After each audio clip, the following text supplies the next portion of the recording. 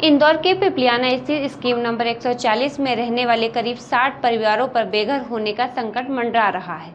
रहवासियों का आरोप है कि जिला न्यायालय और हाई कोर्ट में स्थगन आदेश मिलने के बावजूद प्रशासनिक कार्यवाही की आशंका बनी हुई है।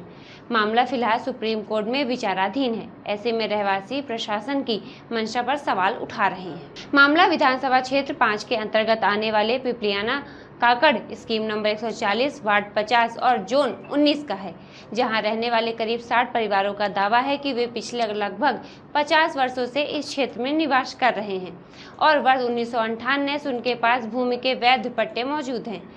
प्रभावित परिवारों में राजाराम केथवास, राम प्रसाद भाटी, निर्मला केथवास, कालाबाई मकवाना और सरजूबाई कौशल सहित कई रहवासी शामिल हैं। रहवासियों के अनुसार इस भूमि विवाद को लेकर उन्हें वर्ष 2021 में जिला न्यायालय और वर्ष 2022 में उच्च न्यायालय से स्थगन आदेश प्राप्त हुआ था।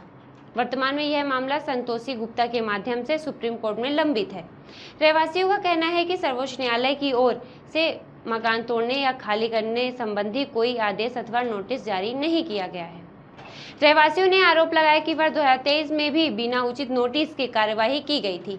अब एक बार फिर उन्हें मौखिक रूप से मकान खाली करने के लिए कहा जा रहा है, जबकि उनके पास न्यायालय द्वारा जारी स्थगन आदेश मौजूद है। ऐसे में परिवारों के सामने अपने आशियाने को बचाने की चुनौती खड़ी हो गई है। रहवासियों का कहना है कि मामला सर्वोच्च न्यायालय में विचाराधीन है और निचली अदालतों से स्थगन आदेश की प्रभावी है, तो अंतिम निर्णय आने से पहले कार्यवाही की तैयारी क्यों की जा रही है। साथ ही यदि प्रशासन कोई कार्यवाही करना चाहता है तो नियमानुसार नोटिस और पुनर्वास प्रक्रिया का पालन किया जाना चाहिए। सुनिए रहवासी पिंकी भाटी ने क्या कहा।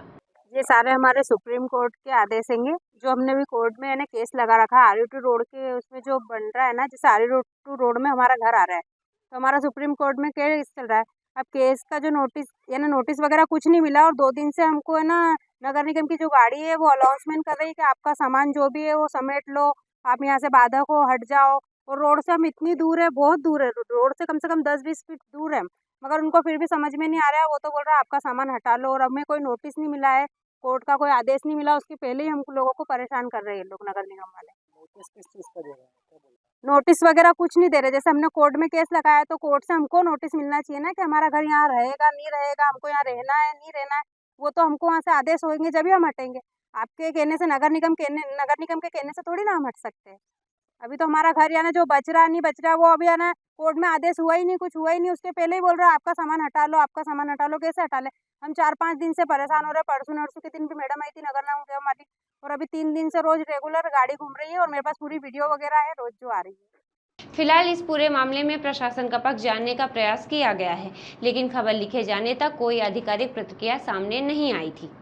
अब देखना होगा कि न्यायालय के अंतिम निर्णय तक इन परिवारों को राहत मिलती है या फिर बेघर होने का खतरा और गहरा जाता है। इंदौर से रियाज खान की रिपोर्ट। ऐसे ही नए अपडेट के साथ खबर नेशन से जुड़े रहें। खबर नेशन के YouTube चैनल को लाइक, सब्सक्राइब और शेयर करें।